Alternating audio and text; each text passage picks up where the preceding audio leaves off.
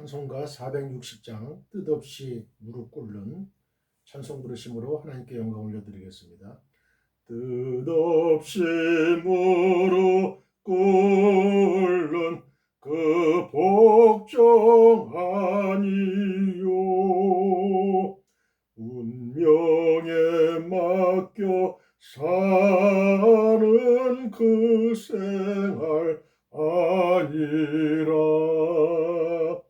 우리의 믿음 치솟아 독수리 날듯이 주 뜻이 이루어지다 외치며 사나니 약한 자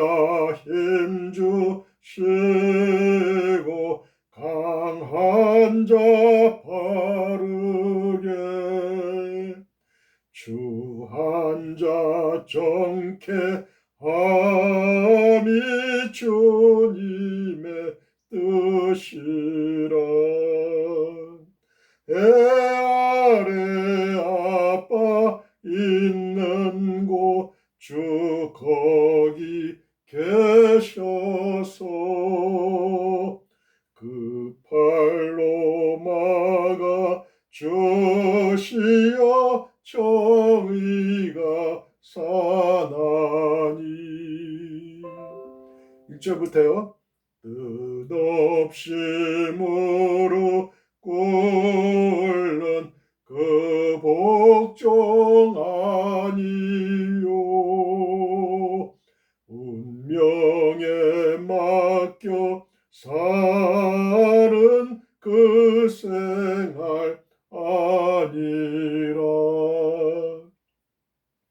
우리의 믿음 치솟아 독수리 날듯이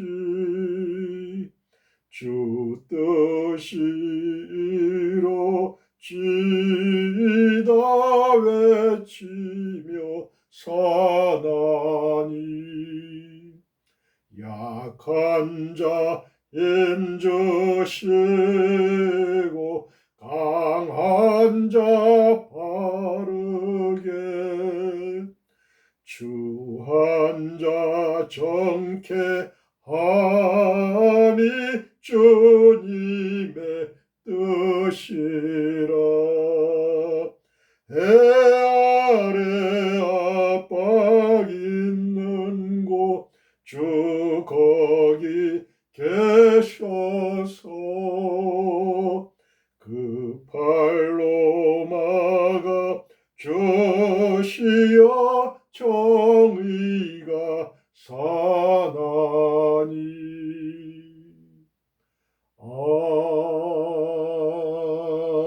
아멘. 너무나 은혜스러운 그러한 찬송가입니다. 또 찬송가 가사입니다. 지난번에는 나의 사랑하는 책에서 이 이태호 목사가 묵상하고 또 가장 좋아하는 그러한 또 성경 구절 중에 하나인 여호수아 14장 10절부터 15절을 한번 봤습니다. 계속 연이어서 오늘도 이제 말씀을 나눌 텐데요. 오늘 그 460장 뜻없이 무릎 꿇는 여기 이 찬송가 가사에서 주님의 뜻이라. 무엇이 주님의 뜻이냐? 무엇이 주님의 뜻이냐? 추한 자 정케함이. 추한 자. 저와 여러분들은 다 추해요. 하나님 앞에서 다 추합니다. 진실의 말보다는 거짓말을 더하고 또 교회의 이익 또 성도의 이익보다는 내 사익을 추구하는 거야. 내 기득권을 지키려고. 내가 장로면 장로의 역할을 해야 되거든요. 안수 집사면 안수 집사의 역할을 해야 되고 권사면 권사의 역할을 해야 돼요. 목사는 목사의 역할을 해야 되고 평신도는 평신도의 역할을 감당해야 됩니다. 그런데 자신의 기득권을 지키기 위해서 하나님의 뜻에 반하는 행위들을 많이 합니다. 요즘 우리나라 총선이 이제 며칠 안 남았는데요. 여당과 야당 할 것 없이 이제 국회의원 입 후보자들을 공천을 하는 거죠. 공천 과정에서도 잡음이 많아요. 어? 뭐 네 사람이니 내 사람이니 내 사람만 당 대표 그 줄을 쓴 사람 만 공천한다 뭐 그렇지 않다 뭐 이렇게 해가지고 뭐 막 탈당도 하고 막 이렇게 너무나 그냥 어지럽습니다. 여당과 야당 할 것 없이 뭐 무소속으로 나오네 뭐 막 그래요. 그런 잡음이 없기 위해서는 어떻게 해야 되느냐. 국회의원은 한 지역을 담당하는 대표하는 사람 아닙니까? 그러면 그 지역민들의 추앙을 받고 존경을 받고 사랑을 받는 사람을 여당과 야당은 각기 그 사람을 내보내야 되는 것이 원칙이죠. 그렇잖아요. 국민이 원하는데 그 지역 주민이 원하는 사람을 뭐 사전에 뭐 여론조사를 한다든지 뭐 해서 그 사람을 뽑아야지. 당 내에 어떤 그 지구당 몇몇 사람들 그 사람들의 영향력이 있다고 해가지고 그 사람들의 소수의 의견을 듣고 국회의원 이 후보자를 내보내면 안 되는 거죠. 교회도 마찬가지예요. 교회도. 장로님들, 권사님들, 안수집사님들, 목사님들 이제 죽어서 이제 백보자 심판, 흰보자 심판에 이제 다 설 텐데 부끄럽게 서지 말아야 될 거 아니에요. 그죠? 당당하게 서셔야 돼요. 하나님, 나는 나의 인생의 길을 올바르고 정직하고 성실하게 갈렙처럼 살아왔습니다. 하나님, 그러나 저는 비록 당당하게 살아왔다고 하나님의 뜻대로 살아왔다고는 하지만 그러나 여러 가지 부족한 점이 많을 것입니다. 하나님 보시기에 다 용서해 주세요. 십자가의 피로 다 용서해 주세요. 씻어 주세요. 그렇게 얘기해야 될 거 아닙니까? 내가 교회 목사다, 장로다, 권사다, 안수집사다, 평신도다 하는데 내가 비리가 많아, 부패가 많아, 내가 올바른 정의의 길을 보면서도 하나님의 길을 알면서도 내가 어떤 유력한 사람의 라인에 있기 때문에 내 하나님의 뜻을 저버리고 사람의 뜻을 좇았던 경우가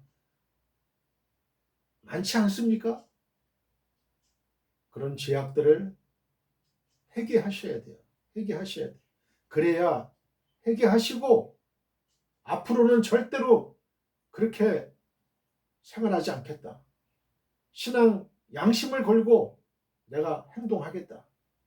이런 각오를 가지셔야 돼요. 결단을 하셔야 돼요.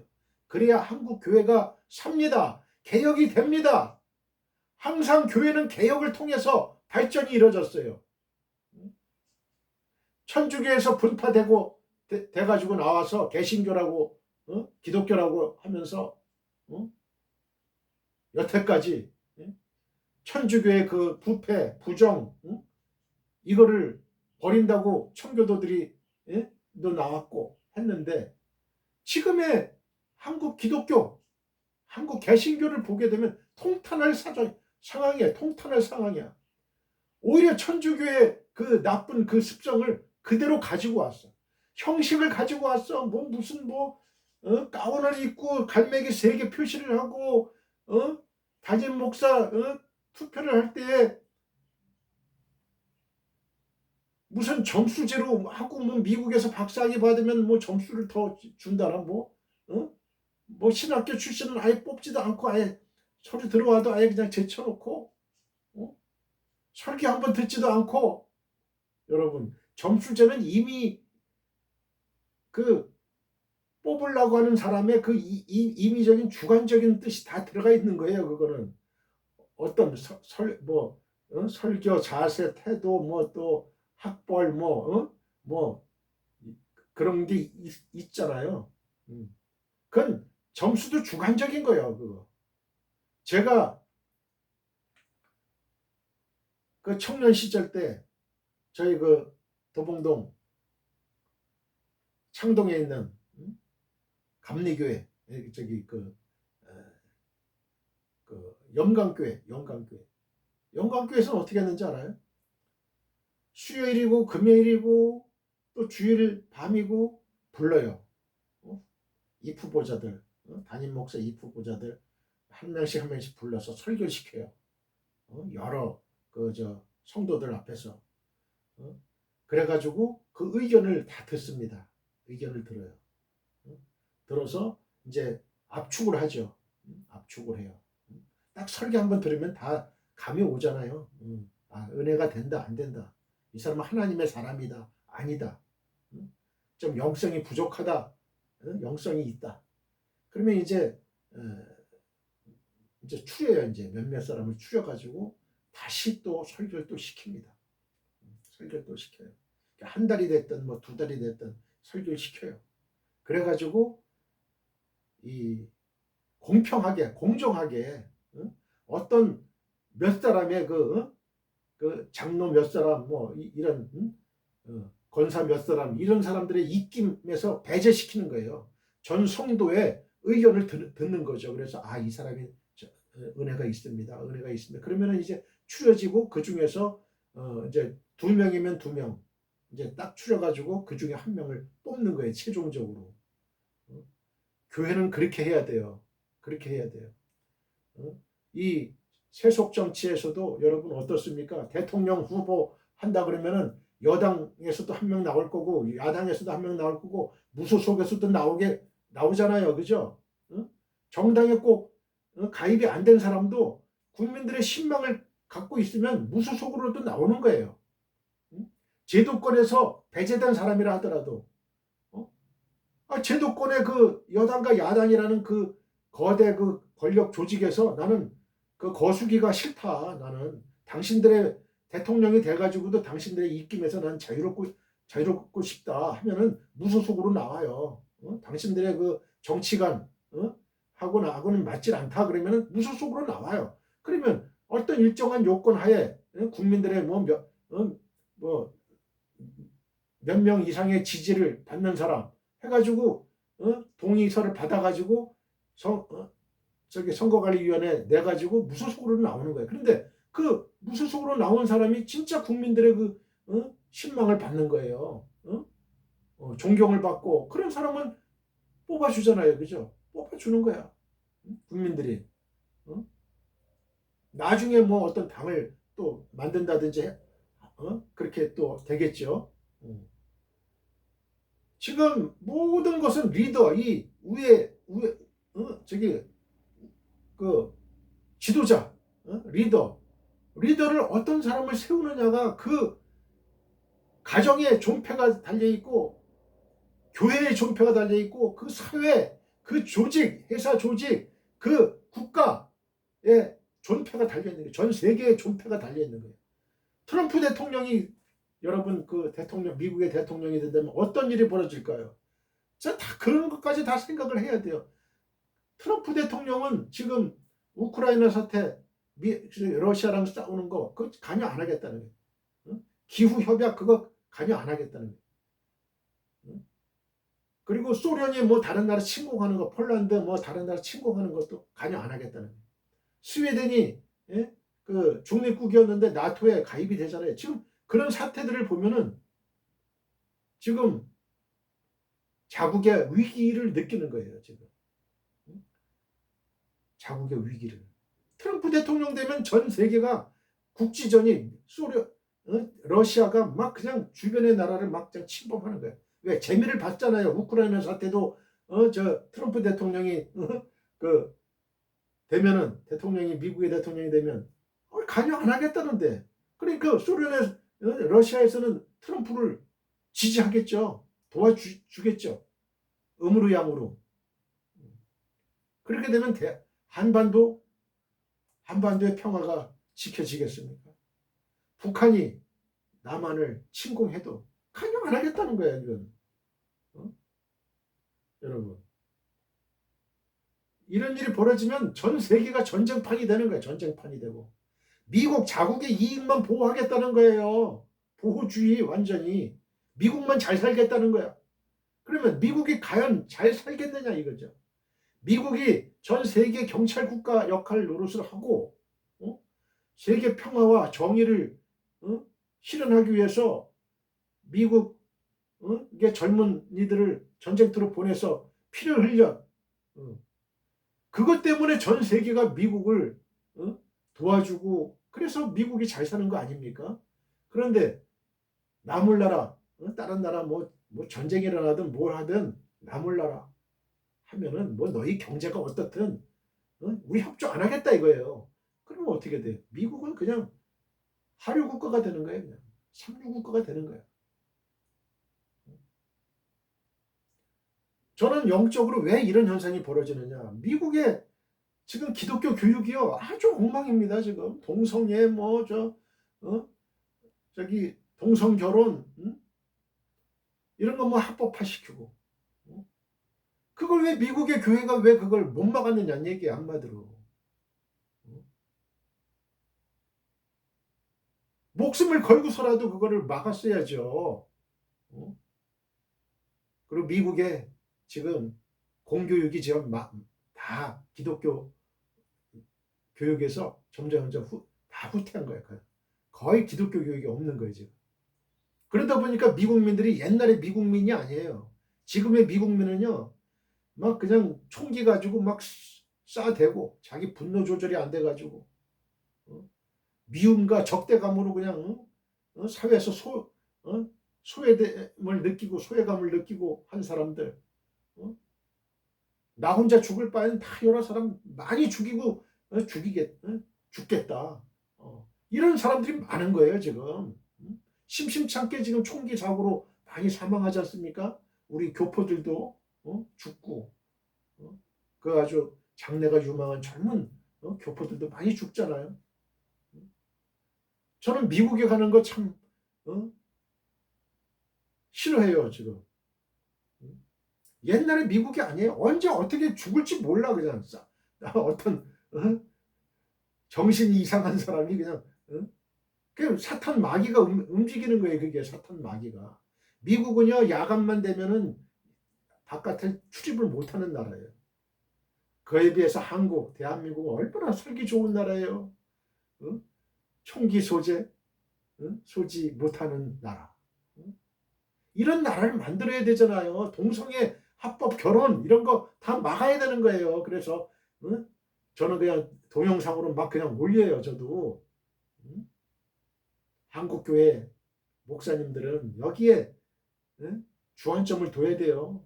그러기 위해서는 어떻게 돼요? 이 주일학교 애들부터 그냥 강력한 하나님의 신앙교육을 시켜야 되는 거예요.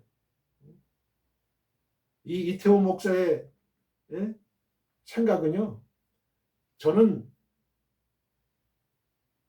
교인 몇 명 떨어지고 뭐 하는 거 전혀 신경 안 써요. 단 한 명의 사람이라도 하나님의 사람으로 만드는 게 저의 목회관이에요.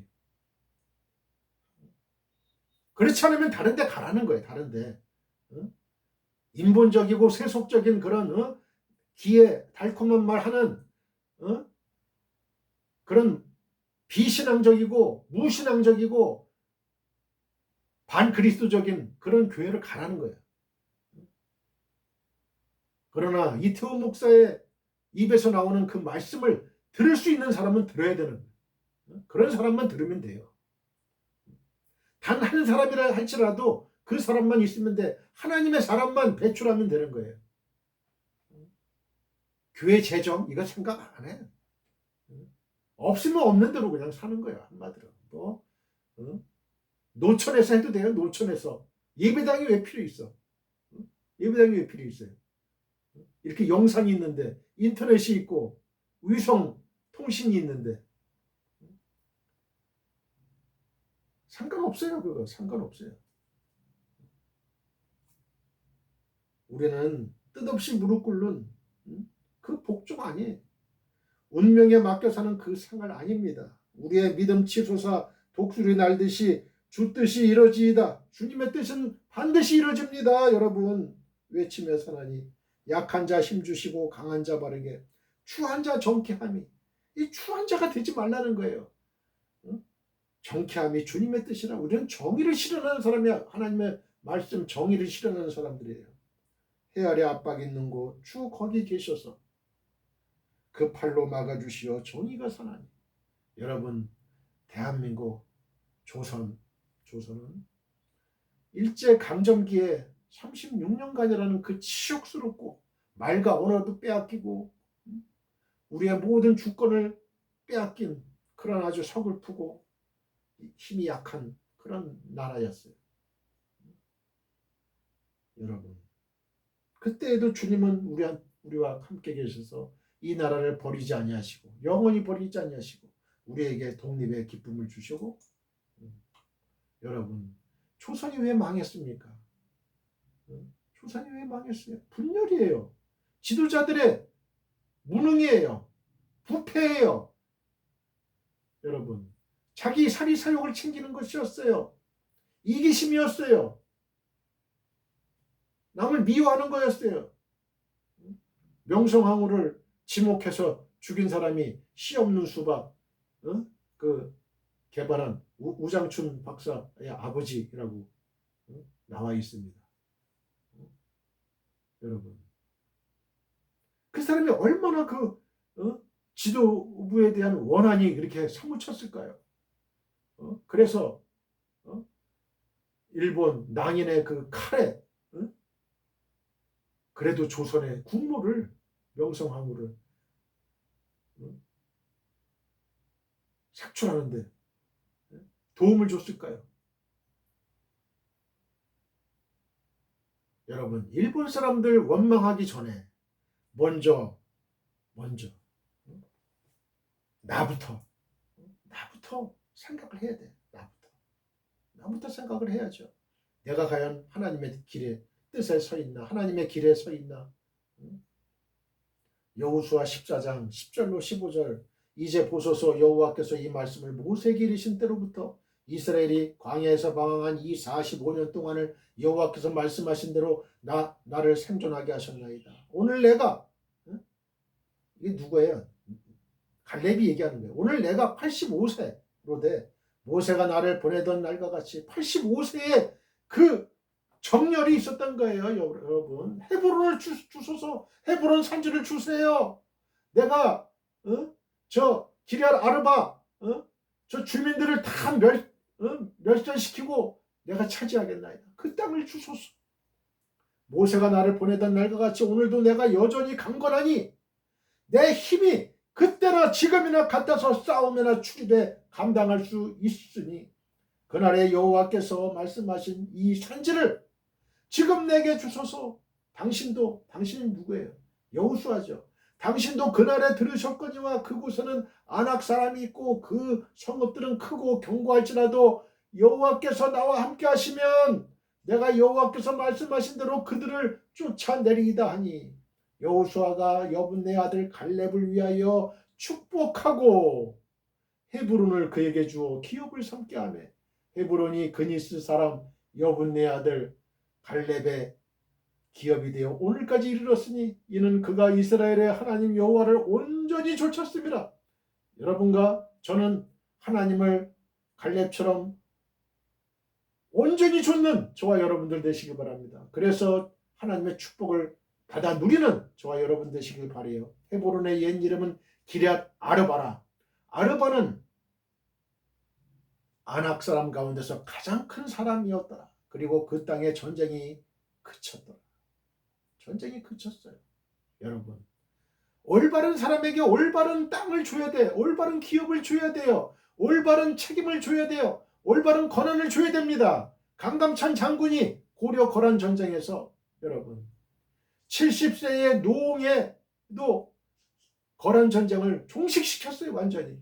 거란이 계속 고려를 1차 공격하고 2차 공격하고 막 공격을 하는 거예요. 그러니 국토는 피폐해지고 국민들의 생활은 어려워지고 국민들의 생명은 죽고 여러분 어떻게 하시렵니까? 어떻게 하실 거예요, 여러분? 한국교회 영성이 점점 죽어가고 식어가고 신앙의 사람들이 하나님의 사람들이 점점 사라져가고 또 우리의 2세들은 점점 신앙에서 멀어져가고 여러분 어떻게 해야 돼요? 성령의 바람이 불어야 돼요. 성령의 불이 붙어야 됩니다. 성령의 물을 마셔야 되는 거예요. 성령의 폭포수를 우리가 맞아야 되는 거예요. 그러기 위해서 올바른 지도자, 올바른 리더 이게 가장 중요합니다. 할렐루야.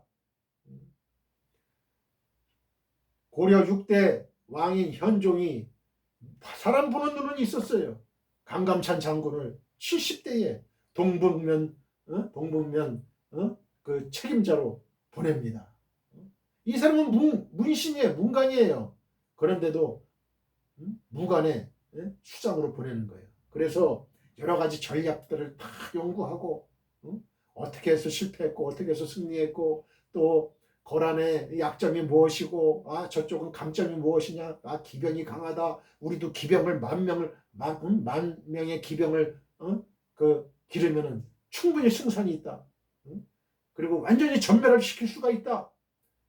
거란의 모든 그 세력을 다 제압할 수 있다. 그래 제압을 해가지고 어떻게 됐어요? 100년 동안 고려가 평화를 누리게 되는 한 사람의 그 지도자를 잘 선택한 그 결과로 고려의 국민들은 백성들은 편안한 생활을 했다는 거예요. 100년 동안을.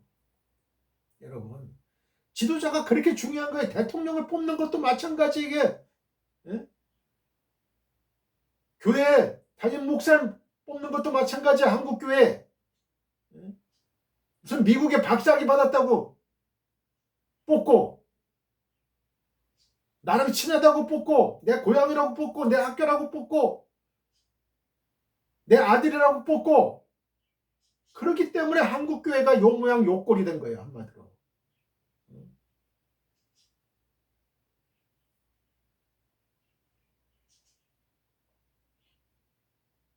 여러분 정신 바짝 차려야 됩니다. 정신 바짝 차려야 돼요. 헤브론 헤브론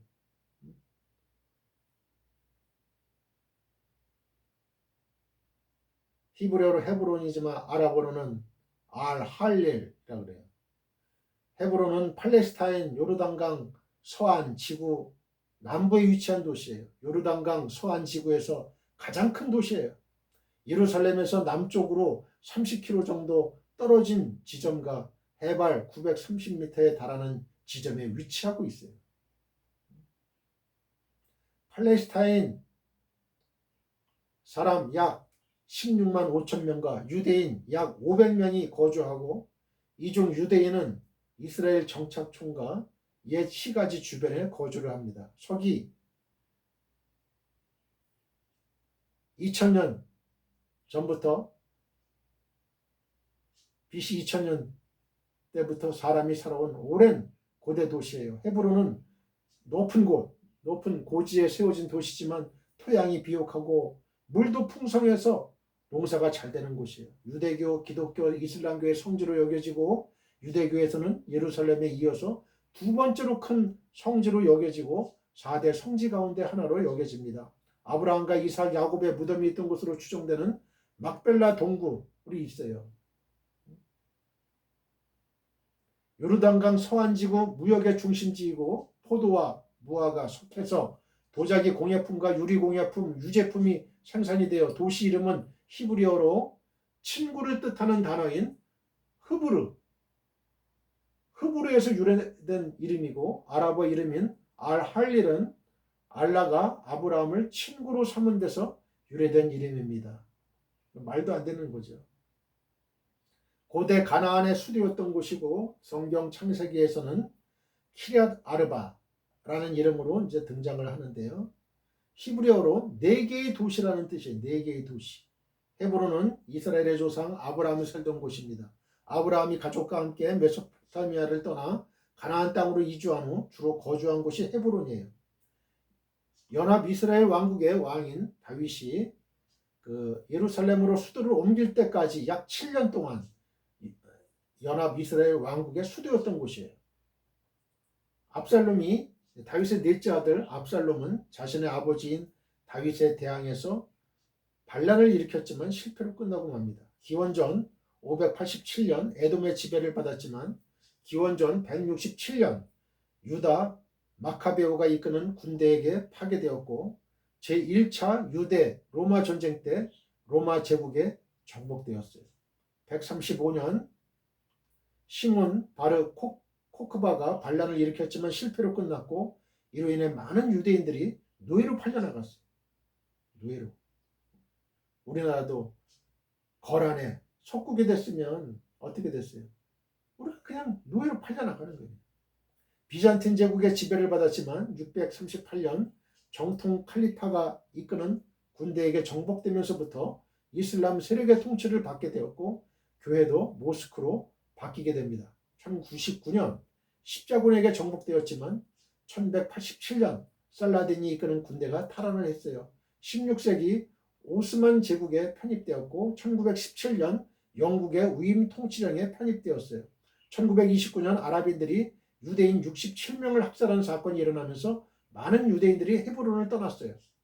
1948년 이스라엘이 건국된 이래 요르단의 영토가 되었지만 1967년 제3차 중동전쟁, 이걸 6.1 전쟁이라고 그러죠. 그때 이스라엘에 점령되면서 병합되었고 키리아트 아르바 정착존이 건설되면서 유대인들이 이주하기 시작을 합니다.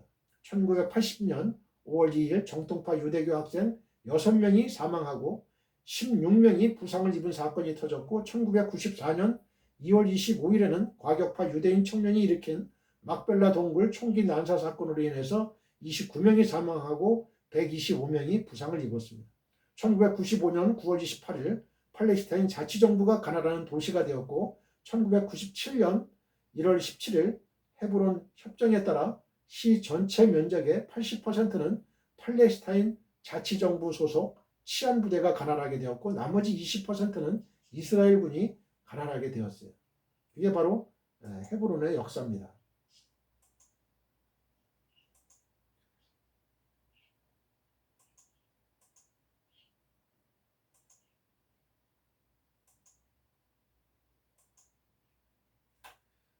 이 갈렙은요 그니스 사람 여분네의 아들 갈렙 이렇게 이제 소개가 돼요. 여호수아 14장 6절에 출신 성분부터 이스라엘 선민 혈통이 아닌 비주류예요. 이 사람은 원래 그니스 사람은요 팔레스타인 주변에 거주하고 있었던 에돔 족속 중에 하나예요. 창세기 36장 11절 15절 순수한 히브리 혈통이 아닌데 어느 날 이 족속 중에 일부가 유다 지파에 합류될 때 갈렙도 이스라엘 지파로 합류됐을 거예요. 오늘날 이북에서 남쪽의 혈통이나 또 부르주아 출신 성분을 속이고 살아남거나 공산당원으로 출세하기 위해서는 목숨을 거는 피나는 노력을 해야 되지만 출애굽 당시 이스라엘을 따라 이집트를 탈출한 많은 그 잡족들 출애굽기 12장 38절을 보면 돼요. 그 잡족들과 애굽의 하급 천민 중에서 할례를 받고 율법을 배워 이스라엘 지파로 편입되는 일은 어렵지 않았기 때문에 갈렙도 절차를 밟아 유다 지파가 된 사람이에요. 정탐꾼 갈렙은 그렇게 이스라엘 지파로 합류한 비주류 청년이었어요. 오늘날로 말할 것 같으면 우리나라의 대한민국의 필리핀이나 무슨 라오스나 케냐나 이런 데서 온 사람이에요. 그래가지고 국적을 변경한 거예요. 기여한 거죠. 그래서 대한민국 국적을 갖고 있는 이런 비주류 청년이었어요. 이 비주류 청년이 어떻게 그 나라의 대통령이 되었을까? 그러나 그가 40세 때 바람 광야에서 가나안 정탐꾼 12명 중 유다 지파의 두령으로 선발되기까지의 과정은 결코 순탄한 길은 아니었을 거예요. 12지파 중에 가장 크고 막강한 유다 지파의 날고기는 기라성 같은 청년들과의 경쟁을 뚫고 유다 지파 두령으로 선택되는 일은 쉬운 일이었을까요? 결코 쉬운 일이 아니었을 거예요. 그렇게 뛰어날 만큼 갈렙은 인내하면서 실력을 갈고 닦으며 노력을 했던 거예요. 여러분, 바로 이런 선발의 과정이 반드시 필요합니다. 정확하고 철저하고 정직한 선발 과정이 있어야 되는 거예요. 그게 바로 내가 사는 거예요. 내가 나의 영혼이 사는 거예요. 대통령을 바로 뽑아야 나의 생명과 재산이 보존되듯이 그건 아무것도 아니에요. 교회 영적인 지도자를 뽑는데 어떻게 인간적인 정리를 가지고 뽑습니까? 교단의 입김으로 뽑습니까? 여러분, 교인들의 영이 달려있는 거예요. 영성이 달려있는 거예요. 결코 그 교회는 담임 목사의 영성을 뛰어넘지 못해요. 담임 목사의 영성이 하찮으면 다 하찮게 되는 거야. 믿음이 없어지는 거야. 하나님에 대한 철저한 믿음이 없는 거예요. 순수한 열정이 끌어오르지 않는 거예요. 성령이 충만하지 않는 거예요. 여러분, 성령을 못 받으면 어떻게 돼요? 성령을 못 받으면 지옥 가는 거예요. 지옥 가는 거예요. 성령을 받아야 천국을 가는 거예요. 하나님과 관계가 형성되는 거예요. 성령을 못 받으면 하나님의 사람이 아닌 거예요.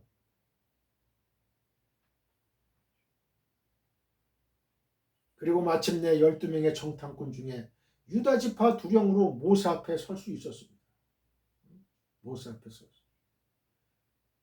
하나님의 축복과 역사는 주류 사회나 대세의 중심부에만 있지 않습니다. 하나님은 12지파 중 가장 작은 지파, 가장 작은 가문, 가장 보잘것없는 가정 출신의 사울을 선택해서 이스라엘의 초대 왕으로 세웠지 않습니까? 베냐민 지파, 12지파 중에 가장 약한 지파예요. 베냐민 지파. 가장 작은 지파, 가장 작은 가문, 가장 약한 가문, 가장 보잘것없는 가정 출신의 사울을 선택해서 이스라엘의 초대 왕으로 세웠어요.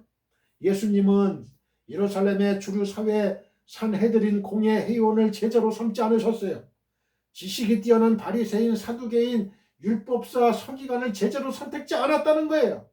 당시 사회에서 소외되고 멸시받던 변두리 사람들이 외면하고 관심 두지 않았던 비주류의 갈릴리 무식한 어부들을 선택해서 지구의 역사를 바꾸는, 지구촌의 역사를 바꾸는 사람들로 사용하셨던 겁니다.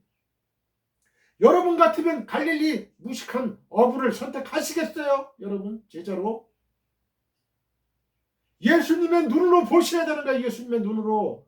최소한 하나님을 믿는다는 사람들이라면 가슴에 손을 얹고 내 마음속에 있는 신앙의 양심의 소리를 한번 들어보세요. 소리가 안 들려요? 그 사람은 하나님의 사람 아니에요.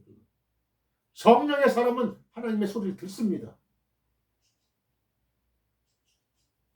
이 사회가 원래 이렇게 왜 혼탁합니까, 여러분? 법은 냉정하게 지켜지는 거예요. 그리고 강하게 양정이 이루어져야 되는 거고. 여러분, 술 먹는 사람들 처단이 왜 이렇게 약합니까? 판검사들이 술 먹고 운전하기 때문에 그런 거예요. 경찰관이 술 먹고 운전하고, 살인하고, 강간하고, 약탈하고, 국민들의 생명과 재산을 지켜야 될 사람들이 오히려 자기의 만족을 위해서, 자기의 기득권을 지키기 위해서 다 내려놓으세요. 지금 장로직이면 어떻습니까? 다 내려놓으세요. 목사직이면 어떻습니까? 담임 목사직이면 어떻습니까? 다 내려놓으시라고. 왜 자기만 생각합니까? 교회를 생각하고, 한국 교회를 생각하고, 온 성도의 영을 생각해야지, 영혼을 생각해야지. 하나님 앞에 설 때에 어떻게 설라고 하는 겁니까? 어떻게 설라고?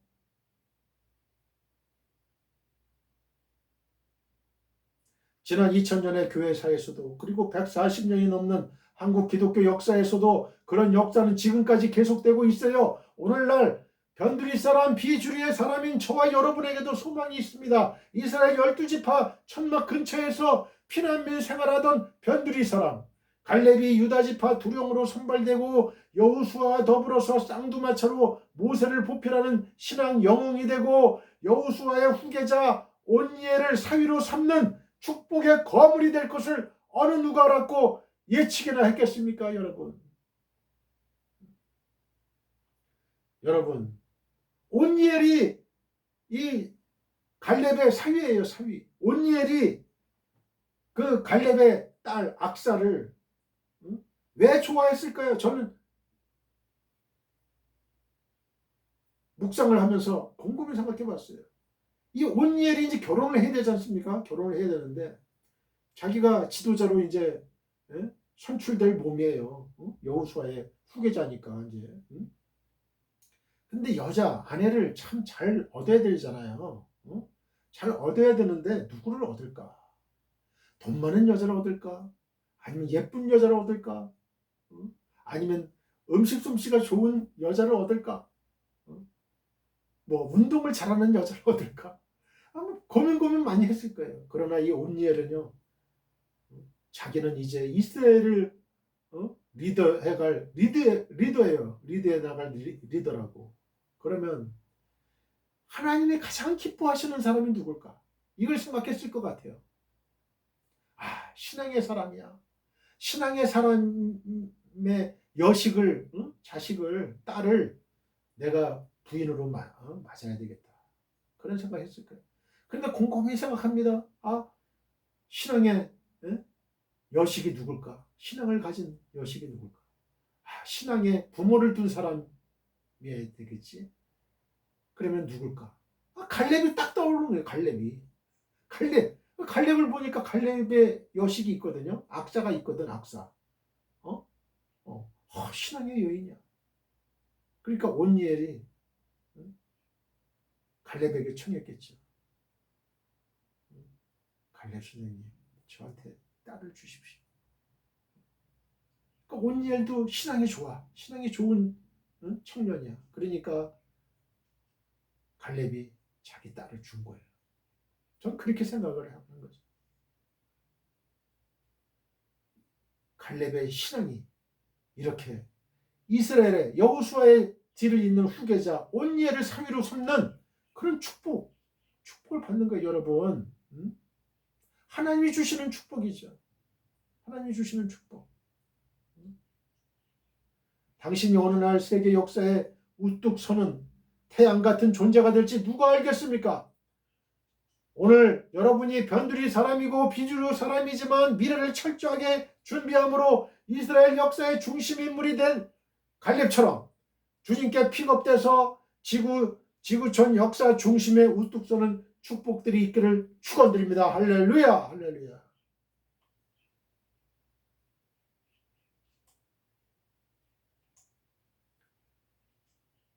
자, 오늘은 갈렙에 대해서는 여기까지 하겠습니다. 여기까지 하고요.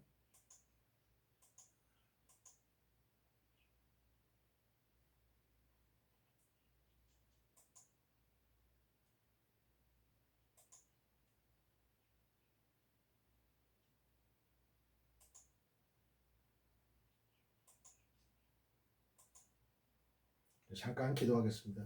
하나님 아버지, 오늘도 저희와 함께 하심을 감사합니다. 이 예배를 받아 주옵소서. 하나님, 이 이태호 목사의 입에 하나님의 말씀을 주시옵소서. 저희들은 다 하나님의 뜻대로 하나님의 길대로 걸어가는 정의의 사람, 하나님의 사람들 다 되게 도와주옵소서.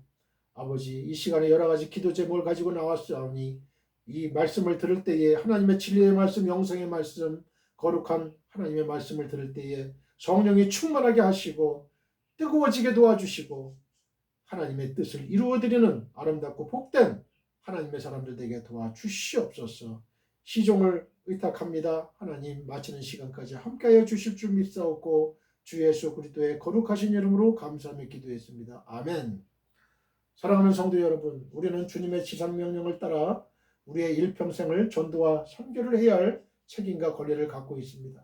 너희는 땅 끝까지 이르러 내 증인이 되리라고 예수님이 직접 말씀하셨습니다.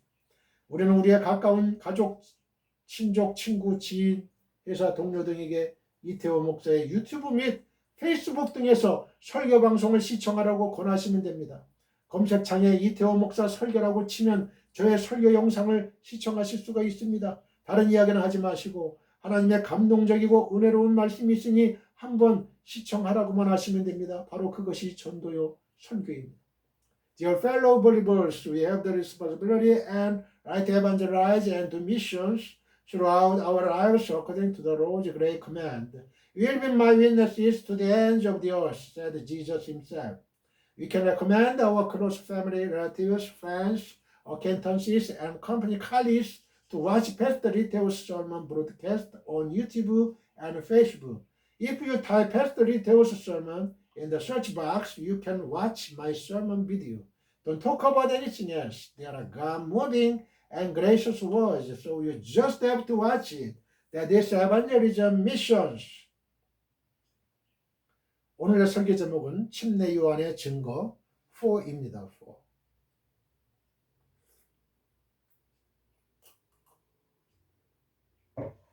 자, 저를 따라해 보세요. 침례 요한의 증거 4. 본문은 요한복음 1장 6절로 8절, 19절부터 34절입니다. 네 번째죠. 오늘은 네 번째.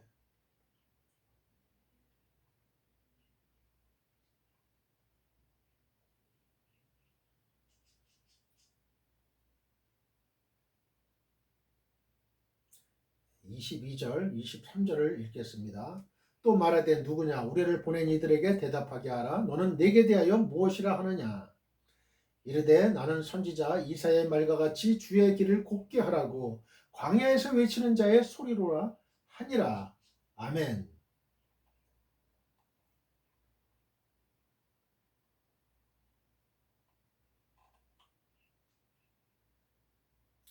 오늘은 21절부터 23절을 보겠습니다. 그러면 21절을 읽겠습니다. 또 묻되 그러면 누구냐?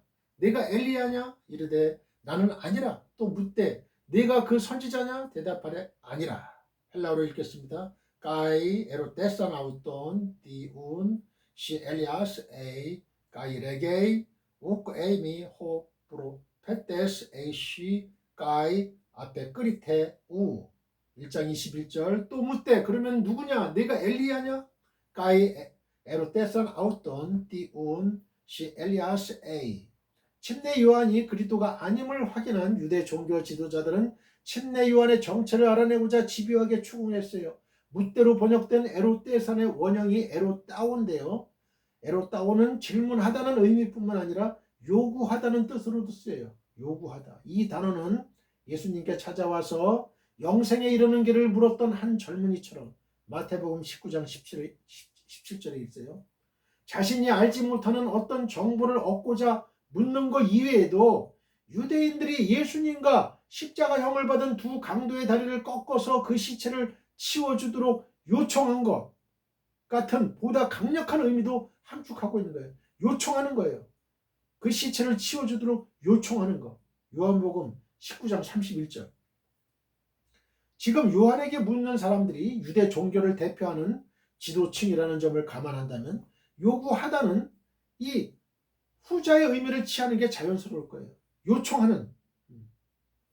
그들은 19절에서 내가 누구냐라고 물었던 것과는 달리 여기서는 내가 무엇인가라고 물었습니다. NIV 성경은 19절과 마찬가지로 누구인가라는 뜻의 후를 취하였으나 침례 요한이 그리스도가 아님을 확인한 이상 무엇이란 단어로서 직분을 물었다고 보는 게 적절해요. 더욱이 이 띠는 중성이어서 이 홑으로 번역해야 됩니다.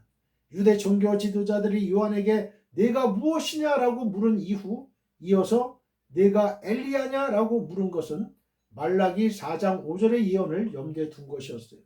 유대인들은 이 말씀을 근거로 메시아가 오시기 전에 메시아의 오심을 세상에 전하고 사람들로 하여금 메시아를 영접하도록 준비시키고자 엘리야가 오리라는 신념을 가지고 있었어요.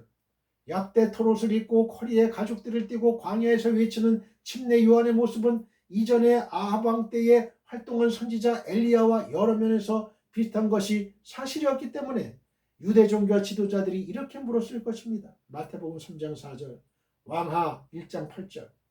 그러나 이에 대한 침례 요한의 대답은 단호했습니다. 나는 아니라 우크 에이미 라고 침례 요한이 분명하게 밝힌 것이에요. 우크, 난 아니라는 거 아니라. 에이미, 나. 아니라 나. 나는 아니라. 여기서 많은 이들이 의문을 제기할 것입니다. 왜냐하면 예수님께서 침례 요한이 엘리야라고 밝히 말씀하셨던 부분과 상충되기 때문에 그래요. 마태복음 17장 11절로 13절.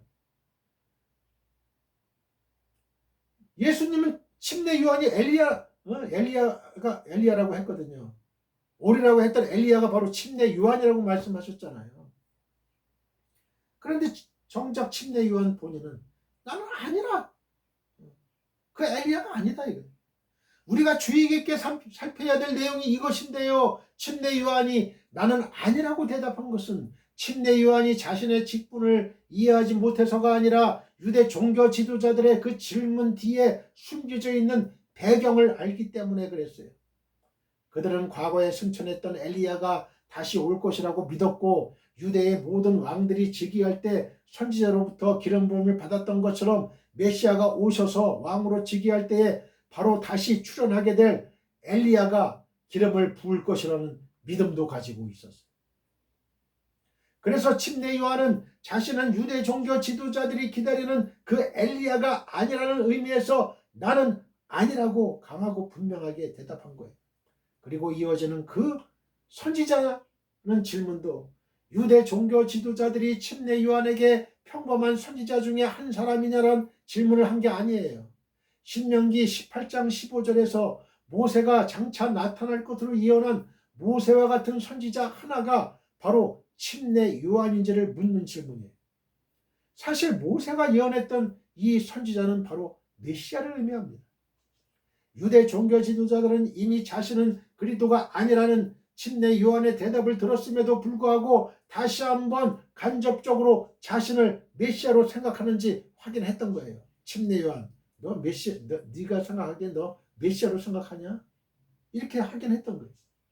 이처럼 유대 종교 지도자들은 자신들과 다른 방식으로 사람들을 가르치고 있는 침례 요한의 정체를 파악하기 위하여 거듭하여 추궁하고 있는 것입니다. 성도들에게는 믿음의 소신이 있어야 됩니다. 자, 저를 따라해 보세요. 성도들에게는 믿음의 소신이 있어야 된다.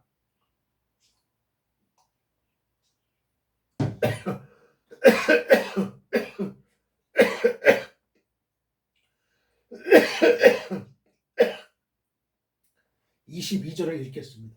또 말하되 누구냐? 우리를 보낸 이들에게 대답하게 하라. 너는 내게 대하여 무엇이라느냐? 여기 잘 보세요. 또 말하되 누구냐? 우리를 보낸 이들에게 대답하게 하라. 그러니까 이 사람들은 자신이 알기를 원하는 게 아니에요. 단지 우리를 자신들을 보낸 이들에게 보고할 자료를 답변을 하기 위해서 지금 얘기하는 거예요. 너는 내게 대하여 무엇이라 하느냐? 헬라어를 읽겠습니다. 이반 온 아우토 디스 에이 히나 아포크리신 도멘 토이스 뱀푸사신 헤마스티 레게이스 베리 세 아우투 1장 22절 너는 내게 대하여 무엇이라 하느냐? 띠 레게이스 베리 세 아우투 여기서도 무엇으로 번역된 이 띠란 의문사가 나오는데요. 띠는 중성이므로 인격을 나타내는 후로 번역하는 건 적절치 못해요. 침례 요한에 관해 알아봐야 할 책임을 가지고 예루살렘 산헤드린 공회에서 파견된 이 사람들은 점점 더 의문이 증폭되어 갔습니다. 자신들이 알고 있는 상식들을 모두 동원해서 침례 요한의 실체를 규명하려 했지만 실패하자 이제 너는 네 자신에 대해 무엇이라 하는지 묻고 있는 거예요. 여기서 너는 뭐뭐 하느냐로 번역된 레게이스의 원형 레고는요 기본적으로 말하다, speak 말하다는 뜻이지만 say 뭐 이런 거 말하다는 뜻이지만 대답하거나 주장하는 것을 나타낼 때 쓰이기도 해요. NIV 성경과 NASB 성경 역시 기본적인 의미인 말하다, say로 번역하고 있지만요. 문맥으로 볼 때 주장하다로 번역하는 게 더 나을 것 같아요. assert, 주장하는 거, 주장. 따라서 그들이 침례 요한에 대해 우호적인 입장이 아니라는 것을 감안한다면 본문을 이렇게 바꾸어 쓸 수도 있습니다. 대체 네가 네 자신에 관해서 주장하고 있는 게 뭐야? 그들은 산헤드린 공회에 보고할 내용을 얻기 위하여 단도직입적으로 질문했던 거예요. 대체 네가 네 자신에 관해서 주장하고 있는 게 대체 뭐야? 22절에 보면 침례 요한의 실체를 알고자 제사장들과 레위인들이 애쓰는 이유가 나와요. 이유. 그들은 자신들의 의지에 따라 이에 대해 알려고 조사한 것이 아니라 자기들을 파송한 유대인의 지도자들에게 보고할 자료를 얻기 위해서 그리한 거예요. 이것은 그들이 얼마나 소신이 없었는지 잘 보여주지요. 그들 자신은 침례 요한이 누구이든지 상관이 없었어요. 그들에게는 침례 요한이 그리스도인지 선지자인지 엘리야인지 중요한 게 아니었어요. 그들은 단지 자신들을 파송한 자들에게 보고할 자료가 필요했을 뿐입니다. 참으로 한심한 사람들이 아닐 수가 없어요. 저와 여러분도 이런 사람이 아닌지 한번 생각을 해봐요. 당시에 침례 요한은 유대 사회에서 일대 센세이션을 일으키고 있었습니다. 만약 침례 요한이 유대인들이 기다리던 메시아라면 일대 변혁이 초래될 일이었어요. 그런데도 그들은 침례 요한에 대해 겨우 보고할 자료나 얻고자 했던 거예요. 그런데 사실 이러한 불의의 사람들은 오늘날 교회 안에서도 발견돼요. 그들은 다른 사람들이 주의 말씀과 가르침을 조차 소신껏 믿음을 지키고 헌신하는 것과 달리 힘이 있어 자기들에게 영향을 미치는 위치에 있는 사람들이 하는 대로 따라가요. 사람들에게 좋게 하는 자, 사람의 기쁨을 구하는 이들의 전형적인 모습이에요. 데살로니가전서 2장 4절. 사람들에게 좋게 하는 자, 사람의 기쁨을 구하는 자들이에요. 여러분, 이런 자들이 되면 안 돼요. 이런 자들 때문에 교회가 지금 이 모양 이 꼴이 된 거야. 이 모양 이 꼴이 된 거야, 한마디로. 한국 교회가 영적으로 쇠퇴하고 하나님의 사람이 점점 줄어들고 신앙의 2세 교육이 엉망이고 각 교회마다 주일학교가 문을 닫는 교회가 많다고 그러는데 왜 닫아야 돼요? 빨리 전도해야죠. 그리고 결혼을 장려해야 돼요. 결혼해야 돼요. 하나님의 뜻이에요. 생산을 해야 돼요. 기독교인들이 이 사회에 영향력을 끼쳐야지 사회에 영향을 받으면 안 되잖아요. 응? 여러분, 교회가 너무 돈 있는 자, 가진 자, 권력 있는 자들 좋아하면 안 돼요. 여러분, 선별해서 받아야 돼. 선별해서. 그런 사람들이 나는 모든 걸 다 내려놓고 일반 신도들하고 같은 수준에서 저는 처신하겠습니다. 야, 돈은 내대. 돈은 내대. 내가 돈 냈다는 표시는 하지 않겠습니다. 위생 떨지 않겠습니다. 돈 냈다고 내가 이 교회 주인 노릇하지 말라는 거예요. 한마디로. 전 그런 사람들 가장 꼴 보기 싫어.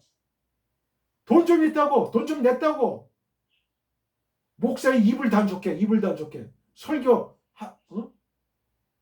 말씀을 단속해. 이게 바로 한국 교회의 실상이에요. 그게 바로 한국 교회가 쇠퇴하는 이유 중에 하나라고요. 그게. 왜 하나님의 말씀이 선포되지 못합니까? 그대로 100% 하나님의 진액의 말씀이 농도의 말씀이 선포가 돼야죠. 성경 말씀 그대로 선포가 돼야죠.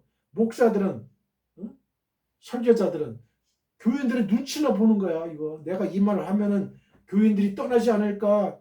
11조가 줄어들지 않을까? 11조 없으면 어때? 내가 벌면 되지. 11조의 목적이 뭐예요?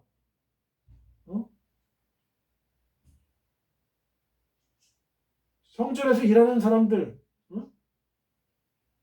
먹이고 또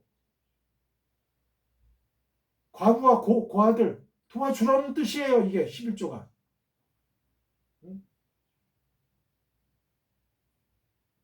11조 안 들어오면 어때요? 목사가 내가 나가서 벌면 되지. 사지가 멀쩡한데. 이런 정신을 가져야 되는 거야. 이런 정신을 가지고.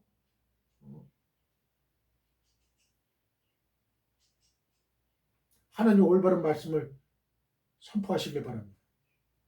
하나님 올바른 말씀을 선포하지 못하면 그 직에서 내려와야지. 왜 그 기득권을 유지하려고 그러는 거예요, 그거에. 교인들 영성 다 망쳐놓고. 그러니까 교회가 부흥이 안 되는 거예요. 교회가 부흥이 안 되는 거예요. 여러분, 살고자 하면 죽는 거예요. 죽고자 하면 사는 거예요, 여러분. 그게 진리예요. 그게 진리야. 여러분, 설교자가 교인들 눈치를 보고 설교를 하면은 그 교회는 망하는 거예요. 망하는 거야. 교인들이 다 압니다, 여러분. 다 알아요. 교인들이 그 설교자의 설교 말씀 몇 번 들으면 다 알아요. 다 알아. 저 사람 영성이 어떻다, 뭐하다. 그러면은 다 썰물처럼 쫙 빠져나가. 아, 이 교회는 은혜가 없어. 성령의 역사가 없어. 이러면요, 다 빠져나갑니다. 교회 썰물처럼 빠져나가는 건 무섭습니다. 단순간이에요, 단순간. 한순간이야, 한순간. 여러분. 근데 또 이 교인들이요, 또 영적인 건 잘 알아요. 다 느껴요. 은혜의 목사님이다. 성령의 목사님이다. 그러면 다 또 와요. 오게 돼 있어. 왜? 양들은 목자의 음성을 알아요. 알아. 저 사람은 참 목자야. 그러면 오게 돼 있어. 오지 말라고 해도 온다고. 제발 좀 등록 좀 해주세요. 등록시켜주세요. 저는 목사님과 함께 신앙생활 하고 싶어요. 이런다니까요. 맛집. 항상 저는 맛집 얘기를 하잖아요. 설교도 음식이에요. 영적인 음식이라고. 그러니까 이 안 믿는 자들 세상에서는 이 미각만 있거든요. 그러니까 맛있는 집이 어디냐 해가지고 막 인터넷 두들기고 그냥 다 해요. 그냥 핸드폰 두들기고. 그래가지고 맛집이 어디냐. 거기 찾아가는 거예요. 줄을 몇십 미터 서도 차가 몇십 미터 서도 가는 거야. 어디 갈비탕이 맛있어? 어디 짜장면이 맛있어? 저 짜장면 좋아하니까. 맛있는 데로 가는 거야, 사람.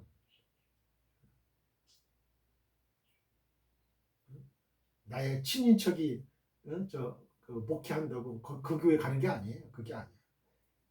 이 맛이라는 거, 설교의 맛, 음식의 맛은 진짜 맛있는 걸 하는 대로 가게 돼 있는 거예요. 그게 사람이에요, 사람. 그게. 우리가 결코 본받아서는 안 될 가장 나쁜 신앙 습관 가운데 하나가 사람들에게 좋게 하는 자, 사람의 기쁨을 구하는 자, 사람의 눈치를 살피는 자, 사람을 이거 안 되는 거예요. 성도로서 우리가 함께 좇아야 할 것은 사람들의 생각이나 여론 따위가 아니라 하나님의 뜻임을 유념해야 됩니다. 마태복음 7장 21절. 하나님의 뜻을 외면하고 여론의 촉각을 곤두세우는 이들은 단 한 사람도 성도의 반열에 들지 못해요.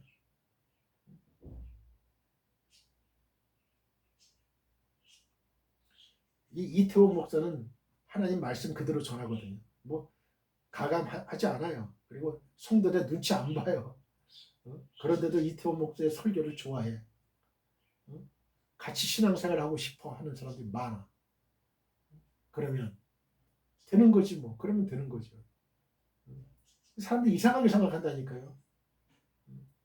사람들의 마음을, 사람들의 길을 기쁘게 해주면 사람들이 많이 오겠지? 말도 안 되는 소리예요. 그건 하나님의 뜻에 어긋나는 소리예요.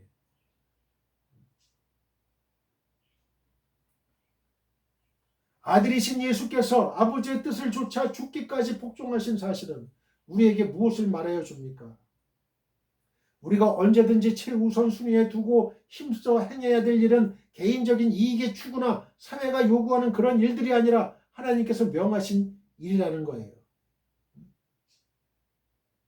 설령 그것이 사소하게 보이고 또 시급하지 않은 것처럼 생각될지라도 우리는 이것부터 해야 돼요. 하나님은 믿음의 사람, 순종의 사람을 기뻐하십니다.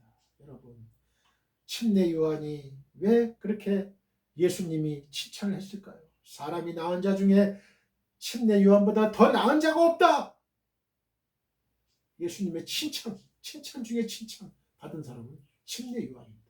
침례 요한은 자기 말 한마디만 하면 자기가 메시아가 될 수 있었어요. 큰 추앙을 받을 수 있었어요. 온 유대인들에게. 여러분, 침례 요한의 가정은요, 대제사장의 가문이에요. 떵떵거리는 가문이에요, 여러분. 저는 그걸 보면서요, 침례 요한이 참으로 위대한 자구나. 자기가 이렇게 고생 안 해도 돼요. 약대 털옷 입고 메뚜기 석청 먹고 이렇게 밤 이슬 맞지 않아도 된다고요. 호의호식할 수 있는 가문이에요, 여러분. 이런 자임에도 불구하고 예수님의 길을 예비하는 강야에서 외치는 자의 소리로 살아가는 이 침례 요한의 인생은 그야말로 하나님이 인정한 여자가 낳은 자 중에 이보다 침례 요한보다 나은 사람이 없다는 그 영광의 말씀, 그걸 듣는 침례 요한처럼 저와 여러분도 그런 사람들이 되기를 바라요. 여러분, 이 땅에서의 삶은 다 한정이 돼 있어요. 우리가 이제 몇십 년 후면 다 무덤으로 들어갈 거 아닙니까, 그죠? 저는 가끔 무덤을 찾아가요. 그러면서 내가 이제 여기 묻힐 날이 가요. 며칠을 더 살아야 되나? 그런 것도 생각이 되고요.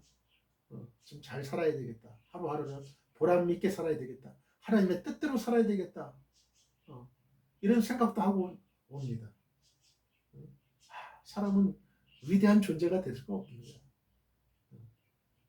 죽는 순간에 육체는 여기에 묻히지만 나의 영혼은 하늘나라에 가겠지. 하나님 계신, 예수님 계신 하늘나라에 가겠지. 그거 생각하면서 하루하루를 기쁘고 감사하게 신앙생활을 해야 되는 거죠. 하나님은 믿음의 사람, 순종의 사람을 기뻐하시는 거예요. 아까 제가 말씀드렸던 갈렙, 믿음의 사람, 순종의 사람. 그러니까 갈렙을 그렇게 귀하게 여겼던 거예요. 유대 정통 유대인이 아니잖아요. 에돔 족속의 그 혈통을 가졌지만, 그러나 하나님은 에돔 갈렙을 위대한 유다 지파의 두령으로, 수령으로, 대통령으로 삼아 주셨던 거예요. 담임 목사로 삼아 주셨던 거예요. 여러분, 믿음의 사람, 순종의 사람, 하나님은 그런 사람을 기뻐하시는 거예요. 여러분, 이 땅에서 비록 실패했으면 어때요? 실패해도 낙심할 거 없어요. 또 성공했다고 해서 너무 자만할 것도 없어요. 왜? 우리는 신보자 심판, 백보자 심판에 다 서야 될 사람들이에요. 그때 너는 무슨 일을 했느냐? 너는 내 뜻대로 일을 했느냐? 아니면 상관없어요. 상관없어. 남의 눈치를 보느라 하나님의 뜻이 무엇인지 알면서도 머뭇거리는 이들을 하나님은 조금도 기뻐하지 않으십니다. 주께서는 제자직의 첫째 조건으로 자기를 부인할 것을 요구하셨는데요. 마태복음 16장 24절. 자기를 부인하는 것 이것이 없이는 소신을 가지고 믿음을 따라 살기가 어려움을 아셨기 때문에 그래요. 자기를 부인할 걸 요구했어요. 자기를 부인해라. 자아가 죽어야 되는 거예요. 육신적인 나, 이기적이고 자기중심적인 나, 세상적인 것들에 연연하는 나, 바로 이 나, 기득권에 연연해하는 나, 그 자아가 죽어야만 소신껏 믿음을 따라서 행할 수 있게 되는 거예요. 죽음도 두려워하지 않는 나. 그래서 신앙의 변절자가 되지 않는 나. 주께서는 모든 사람을 개별적으로 아시고 또 만나시기 때문에 우리가 마음에 두고 항상 주의를 기울여야 할 것은 하나님의 말씀뿐이에요. 온 세상이 반대하고 비난한다고 해도 하나님께서 말씀하신 일이라면 우리는 이것을 붙잡고 나아가야 됩니다. 어떤 사람이나 기관 혹은 교단의 교리나 법이라 할지라도 하나님의 말씀보다 위에 두는 것은 옳지가 않아요. 성경은 모든 것을 규정하는 유일한 규범입니다. 여러분 여호수아는 110세에 죽었어요. 110세. 그때까지 이스라엘 영도자가 됐어요. 갈렙은 85세의 나이에 헤브론을 달라고 하잖아요. 모세는 80의 나이에 하나님께 부름을 받았어요. 교회법으로는 어때요? 60세, 70세면 은퇴하라 그래. 은퇴. 목사가 은퇴 나이가 어디 있어요? 성경에 어디가 있어요? 성경에 이태원 목사 은퇴 나이 은퇴 나이 70 은퇴해. 그러면 은퇴하겠어요 저는. 성경에 있으니까. 근데 성경에 없잖아요. 성경에 85세에도 지금 갈렙을 쓰시고 80세 부르셔가지고 120세까지 부려먹으셨잖아요 하나님이. 하나님이 이태원 목사도 부려먹어야 돼. 예? 여러분 제가 몇 살 때까지 하나님이 부려먹을지 모르시겠지만 부려먹어야 돼요. 그런데 감히 인간이 이태원 목사한테 정년이 몇 년이라고? 어떻게 하나님의 뜻을 어길 수 있어요? 그게 바로 잘못됐다는 거예요. 그게 바로 잘못된 관행이라는 거예요. 그게. 100만의 사람이 나를 에워싼다 하더라도 나는 그들에게 굴복 안 돼. 나는 하나님 말씀만 따라갈 거예요. 이태원 목사는.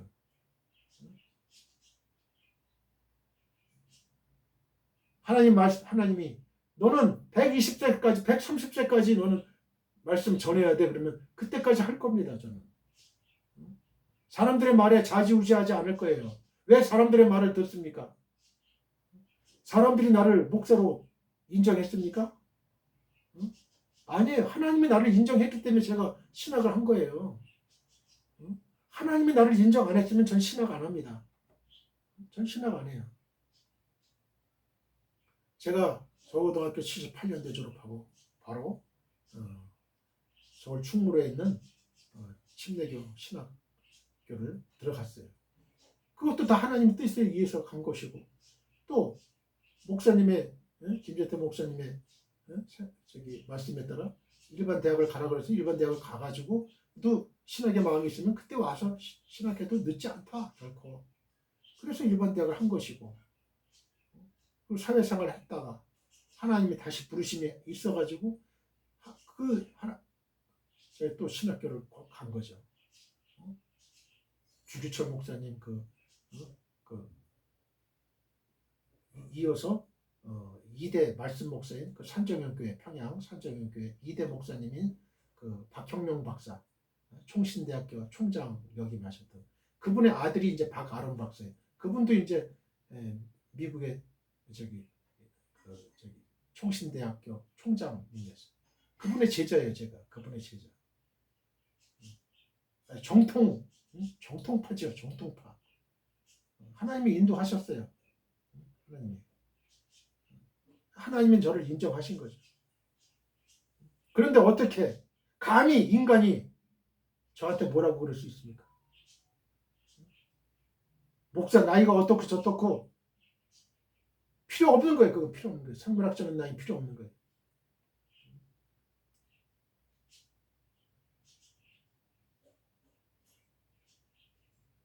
성경 말씀대로 살아야 돼요. 성경 말씀.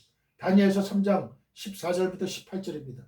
느부갓네살이 그들에게 물어 이르되 사드락 메삭 아벳느고야 너희가 내 신을 섬기지 아니하며 내가 세운 금신상에게 절하지 아니한다 하니 사실이냐? 이제라도 너희가 준비하였다가 나팔과 피리와 수금과 사명금과 양금과 상한가 및 모든 악기 소리를 들을 때 내가 만든 신상 앞에 엎드려 절하면 좋거니와 너희가 만일 절하지 아니하면 즉시 너희를 맹렬히 타는 풀무불 가운데 던져놓을 것이니 능히 너희를 내 손에서 건져낼 신이 누구이겠느냐 하니 사드락과 메삭과 아벳느고가 왕에게 대답하여 이르되 느부갓네살이여 우리가 이 일에 대하여 왕에게 대답할 필요가 없나이다. 왕이여 우리가 섬기는 하나님이 계시다면 우리를 맹렬히 타는 풀무불 가운데서 능히 건져내시겠고 왕의 손에서도 건져내시리이다. 그렇게 아니하실지라도 왕이여 우리가 왕의 신들을 섬기지도 아니하고 왕이 세우신 금신상에게 절하지도 아니할 줄을 아옵소서. 사도행전 27장 22절로 26절. 내가 너희를 권하노니 이제는 안심하라. 너희 중 아무도 생명에는 아무런 손상이 없겠고 오직 100분이리라. 내가 속한 바 곧 내가 섬기는 하나님의 사자가 어젯밤에 내 곁에 서서 말하되 바울아 두려워하지 말라. 네가 가이사 앞에 서야 하겠고 또 하나님께서 너와 함께 항해하는 자를 다 내게 주셨다 하였으니 그러므로 여러분이 안심하라. 나는 내게 말씀하신 그대로 되리라고 하나님을 믿노라. 그런즉 우리가 반드시 한 섬에 걸리리라 하더라.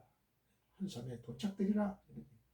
갈라디아서 1장 6절로 10절입니다. 그리스도의 은혜로 너희를 부르신 이를 이같이 속히 떠나 다른 복음을 따르는 것을 내가 이상하게 여기노라. 다른 복음은 없나니 다만 어떤 사람들이 너희를 교란하여 그리스도의 복음을 변하게 하려 함이라. 그러나 우리나 혹은 하늘로부터 온 천사라도 우리가 너희에게 전한 복음 외에 다른 복음을 전하면 저주를 받을지어다. 우리가 전에 말하였거니와 내가 지금 다시 말하노니 만일 누구든지 너희가 받은 것 외에 다른 복음을 전하면 저주를 받을지어다. 이제 내가 사람들에게 좋게 하랴. 하나님께 좋게 하랴. 사람들에게 기쁨을 구하랴. 내가 지금까지 사람들의 기쁨을 구하였다면 그리스도의 종이 아니니라. 여러분, 사람들의 기쁨을 구하지 않는 그런 종들이 되시길 바라요. 그래서 그리스도의 참된 종들이 되시길 바랍니다. 하나님의 일꾼은 자기의 할 일을 분명하게 인식하고 있어야 됩니다.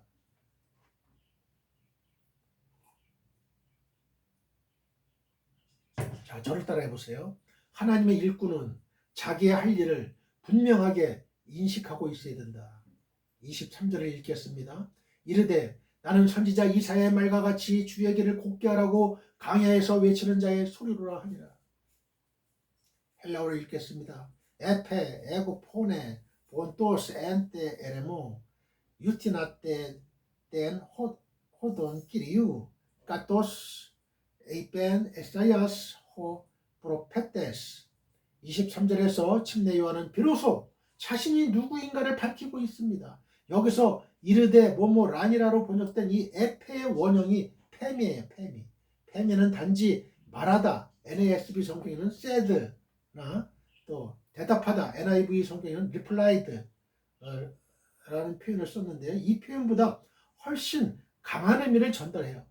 이것은 분명하게 잘라 말한다는 의미를 지니는 단언하다, affirm, 단언하다로 번역하는 게 본 의미에 더 가깝습니다. 단언하는 거예요. 그러면 침례 요한은 자신을 누구라고 단언하였는가요? 바로 강야에서 외치는 자의 소리라는 것이 침례 요한이 자신에 대해 단언한 내용이에요. 강야에서 외치는 자의 소리. 침례 요한은 자신을 인격이 아니라 소리라고 했는데요. 이는 자기를 낮추고 그리스도를 부각시키고자 의도적으로 취한 어휘로 보여요. 침례 요한은 나는 아무것도 아니고 다만 왕이 오실 길을 예비하라고 말하는 소리일 뿐이라고 자기를 비하시킨 것입니다. 이러한 표현은 자기를 전혀 드러내지 않고 오직 사명에만 충실하고자 했던 그의 강직한 성품과 인격을 잘 반영해 줍니다. 침례 요한은 마치 이전에 왕이나 높은 신분의 사람들 앞에 가면서 길을 열도록 소리친 종들처럼 메시아의 오심을 예고하는 자란 확고한 자의식을 가지고 있었던 것입니다. 그런데 왜 하필 침례 요한은 자신을 소리로 비유했을까요? 소리는 사람들로 하여금 듣고서 분별하도록 전달하는 통신수단입니다. 따라서 소리는 분명해야 되고 또한 정확해야 됩니다. 분명하다는 것은 저부는 것인지 저라는 악기가 있어요. 저부는 것인지 검고타는 소리인지 구별이 되어야 함을 말해요. 고린도전서 14장 7절. 정확하다는 것은 약속된 대로 제 음을 내어야 함을 말하는 거예요. 연주자들은 악보를 사용하게 되는데요. 악보에는 리듬이라든지 템포, 또 쉬고 끊고 길게 끌고 힘을 주는 곳 등이 세밀하게 표시되어 있기 때문에 그대로 연주해야 그 곡이 제대로 전달이 되는 거예요. 다시 말해서 소리의 목적은 그 역할에 충실함으로써 소리를 통해 전달하고자 하는 내용을 분명하고도 정확하게 전달하는 데 있는 거예요. 따라서 침례 요한이 소리로서의 소임을 다하려면 자기를 철저히 낮추는 것이 필요했으니 이는 사람들의 시선을 자기 뒤에 오시는 그리스도에게로 집중시키는 것이 침례 요한의 소임이었기 때문에 그래요. 여러분 같으면 침례 요한처럼 이런 행위를 할 수 있을까요?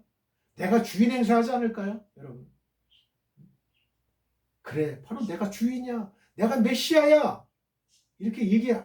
거의 100명이면 거의 100명 그러지 않을까요? 침례 요한은 그러지 않았다는 거예요. 나는 메시아가 아니야. 내 뒤에 오시는 그분이 있어요. 나는 그의 신발끈을 풀기도 감당치 못해. 여러분, 그렇게 말하기가 쉽지가 않아요. 하나님의 사람이 아니면, 성령의 사람이 아니면. 침례 요한은 자신을 소리로 비유하되 더욱 구체적으로는 외치는 자의 소리로 자각하고 있었어요. 외치는 자로 번역된 이 보온토스의 그 원형이 보아노인데요. 이 보아노는 아무 의미도 없이 소리 지르는 것을 말하지 않고요. 엄숙하고 장엄한 선포와 관련이 됩니다. 즉, 이 표현은 침례 요한이 고뇌에 차서 견딜 수 없는 마음으로 미친 듯이 소리 지른 게 아니라 자기 뒤에 오시는 왕을 맞을 준비를 하도록 백성들에게 엄숙하게 선포하였음을 보여주고 있는 거예요.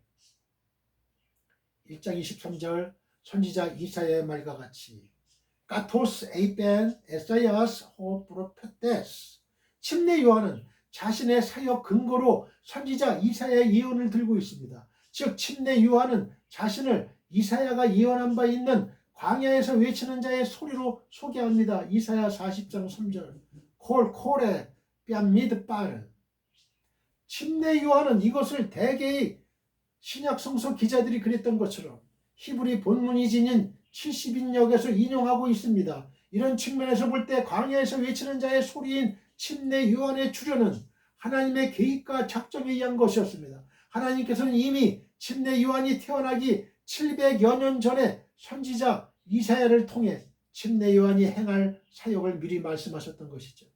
이처럼 그리스도의 출현뿐만 아니라 그리스도의 길을 예비하는 자의 출현까지 세밀하게 예언되었다는 사실은 이 세상을 구원하려는 하나님의 계획이 매우 세밀하고 치밀함을 잘 보여줘요. 그리스도를 통한 인류 구속의 역사는 하나님께서 창세 전에 예정하신 그대로 진행되었고 이 일에 사용된 인물들도 마찬가지였습니다. 23절을 보면 침례 요한이 제사장들과 레위인들에게 자신이 누구이고 자신의 역할이 무엇인지 분명히 알게 한 것이 나오죠. 침례 요한은 자신을 선지자 이사야가 예언한 주의 길을 곱게 하라고 광야에서 외치는 자의 소리라고 소개했는데요. 침례 요한은 자신은 그리스도가 아니라 그리스도의 길을 예비하도록 앞서 보내심을 받은 자라는 사실을 분명하게 인식하고 있었던 거예요. 우리는 침례 요한에게서 신실한 일꾼이 반드시 갖춰야만 할 자격 요건 가운데 하나가 자기의 할 일에 대한 분명한 인식이라는 사실을 확인하게 됩니다. 주께서 왜 자신을 불러 세우셨는지 이해하지 못하는 사람들은 신실한 일꾼이 되기가 어려워요. 우리 몸에 있는 여러 지체들에는 각각의 할 일들이 부여되고 있는 것처럼 성도들도 똑같습니다. 하나님께서는 우리 각 사람에게 각기 다른 은사들을 부여하셔서 우리가 일심 협력함으로 그리스도의 몸을 세우게 하셨죠. 고린도전서 12장 4절로부터 11절. 은사란 하나님께서 우리 개개인에게 부여하신 고유한 역할인 거예요. 눈과 귀의 역할이 다르고 코와 입의 역할이 다른 것처럼 우리 모두는 하나님께로부터 각기 다른 역할을 부여받았기 때문에 이것을 이해하는 일이 급선무예요. 자신의 위치가 어디고 자신의 할 일이 무엇인지 알지 못하면서 좋은 일꾼이 된다는 것은 기대하기 어려운 일이죠. 우리가 주의 신실한 일꾼으로 인정받고자 하면 먼저 내가 해야 할 일, 곧 하나님께서 나에게 하라고 명하신 일이 무엇인지를 먼저 찾아내야 돼요. 성도들 가운데 적지 않은 수의 사람들이 스스로 주의 일꾼임을 자처하면서도 자기의 할 일이 무엇인지 알지 못해요. 사람이 직장을 가지게 되면요, 그가 해야 할 일이 즉시 주어집니다. 직무가 주어져요. 그의 능력에 맞게 업무의 분량이 맡겨지는 것이죠. 아무 할 일도 주지 않고 자리만 차지하게 하려고 직원을 채용하는 기업이나 단체는 없어요. 주께서 우리를 택하여 세우신 것도 이를 위해서임을 잊지 마시기 바랍니다. 포도원의 비유 마태복음 20장 1절로 16절을 보면 이른 아침에 장터로 나간 포도원 주인의 모습이 나와요. 그가 새벽같이 인력 시장에 나간 이유가 무엇인가요? 일꾼들을 포도원에 들여보내 포도 수확을 하게 하기 위해서였습니다. 고용된 일꾼들은 주인의 지시가 있을 때까지 포도원에서 부지런히 일해야 될 의무가 있었어요. 주인은 그들을 포도나 따서 먹고 빈둥거리라고 일꾼으로 택한 게 아니에요. 우리 가운데 혹시 자신을 주가 왜 택하여 세우셨는지 알지 못해서 빈둥거리고 노는 이들이 있다면 즉시 해결돼요. 구경꾼들, 관객, 극장의 관객처럼 팔짱이나 끼고 아무 일도 안 하고 주의를 안 하고 봉사도 안 하고 일꾼으로 뽑혔다고 모두가 품삯을 받게 되는 건 아니에요. 자기 자리에서 열과 성을 다한 사람들에게는 약속된 상급이 따르게 되지만 빈둥거리면서 아무 일도 하지 않은 이들에게는 책망과 형벌이 따를 뿐입니다.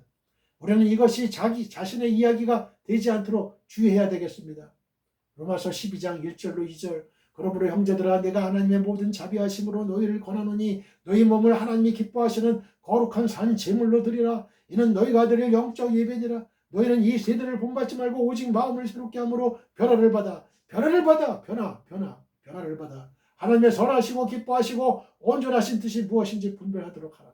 변화를 받아야 돼. 변화.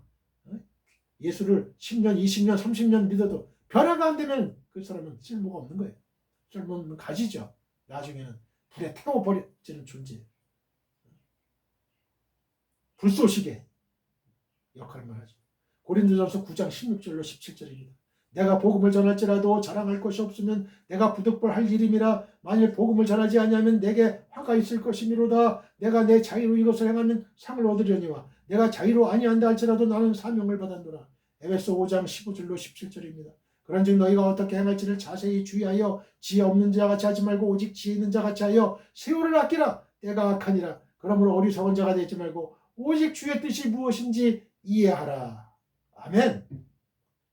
우리 모두 하나님 아버지께 기도드립시다. 하늘에 계신 나의 아버지시여, 주의 성령님께서 오늘 이 방송을 시청하는 설교를 들은 지구촌의 모든 성도님들에게 믿음의 복을 주옵시고 믿음의 소신이 있게 하옵시며 하나님의 일꾼으로서 자기 할 일을 분명하게 인식하게 하옵소서. 예수님의 거룩하신 이름으로 기도드립니다. 아멘. 지금은 우리 주 예수 그리스도의 은혜와 하나님 아버지의 극진하신 사랑과 성령님의 감화감동 교통 역사하심이 지금 이 방송 예배에 참여하고 있는 모든 지구촌에 있는 성도님들과 그 가정과 직장과 사업장과 우리의 민족과 나라와 한국교회와 세계교회와 우리 사랑 선교회 위에 영원히 함께하기를 축원하옵나이다. 아멘.